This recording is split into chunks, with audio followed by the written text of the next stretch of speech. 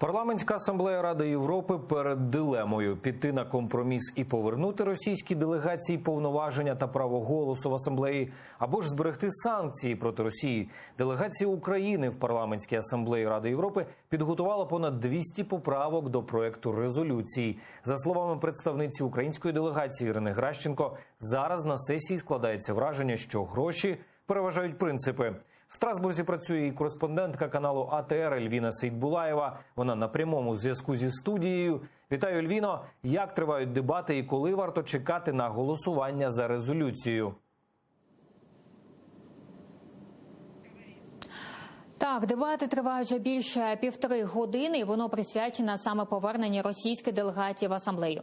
У 2014 році ПЦ ввела санкції щодо Росії і позбавила росіян права голосу. Причина – це окупація українського півострова і війни на Сході. І можливе повернення – це основна політична тема сьогоднішньої сесії. Як кажуть в кулуарах, причина повернення російської делегації – це фінансова криза, адже Росія 2 роки не сплачує членські збори.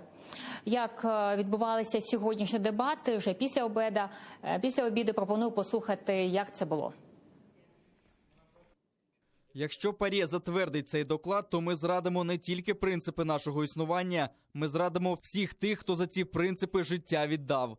В Росії все ще утримуються українські моряки, вони мають бути на волі. Також мають бути звільнені анексовані території, і тільки тоді російські колеги можуть сюди повернутися. Уже 5 лет Крым является одной из самых главных вопросов в Совете Европы. И этот вопрос вовсе не входит в сферу ответственности Совета Европы. Но из этого примера можно многому научиться. Можно увидеть, что такое демократия, что такое референдум, и как он выглядит, когда люди голосуют свободно. Граждане Крыма приняли решение, потому что они не хотели быть сожженными, как их соотечественники в Одессе.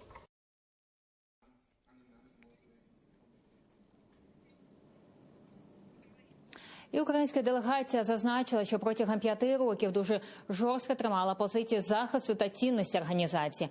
Повернення російської делегації – це порушення принципів ПАРЄ, і Кремль не виконує жодну резолюцію асамблеї. І ось що повернення російської делегації буде означати, пропоную послухати членів української делегації, що вони сказали. Фактично це буде знищення Парламентської асамблеї Ради Європи як організації, яка захищає цінності, має для цього можливості і має для цього авторитет. Фактично це буде означати, що всі цінності зраджені, і організація існує для того, щоб витрачати мільйони євро, щоб хтось з бюрократів мав роботу, і щоб час від часу з'їжджатись і посміхатись один одному.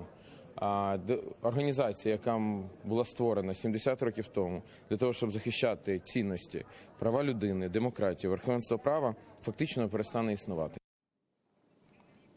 Голос Криму в ПАРЄ. Кримські татари розповіли світу про порушення прав людини в анексованому Криму.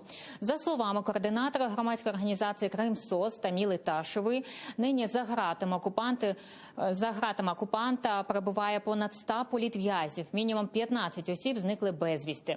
170 дітей кримських татар залишилися без батька. Облави торкнулися кожну третю кримсько-татарську родину, тобто йдеться про репресії за національною та релігійною ознаками.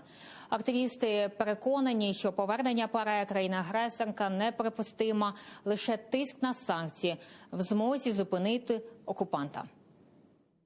И за последние полгода 2019 года по обыскам и арестам российские силовики выполнили норму за все предшествующие 4 года. Это определенный посыл российских властей всему мировому сообществу.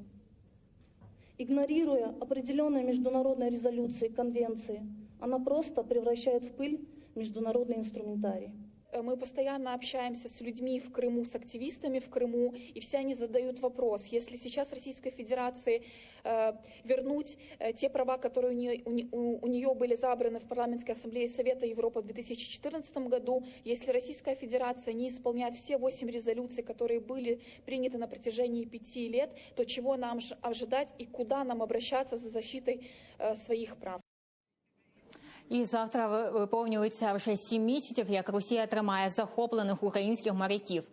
При цьому не виконує резолюцію ПАРЕ ані рішення трибуналу ООН з морського права щодо їхнього звільнення. Про це заявив адвокат Микола Полозов та нагадав, що країна-агресорка так само ігнорує рішення Європейського суду з прав людини відправити на лікування за ґратами загратованого Едема Бекірова. Тому не можна дозволяти, щоб Росія так просто повернулася в ПАРЕ, підкреслив адвокат. Вот эти все обстоятельства, неисполнение России международных обязательств свидетельствуют о том, что диалога в том ключе, который добивается российская власть по отношению к Европе, этот диалог невозможен. Это будет означать только одно. Российские власти будут транслировать своему внутреннему потребителю, что вот мы прогнули эту слабую гнилую Европу, что мы вернулись, наплевав на их, резолюции и на все остальное. І на дебати надали 4 години, адже вони можуть тривати і до півночі.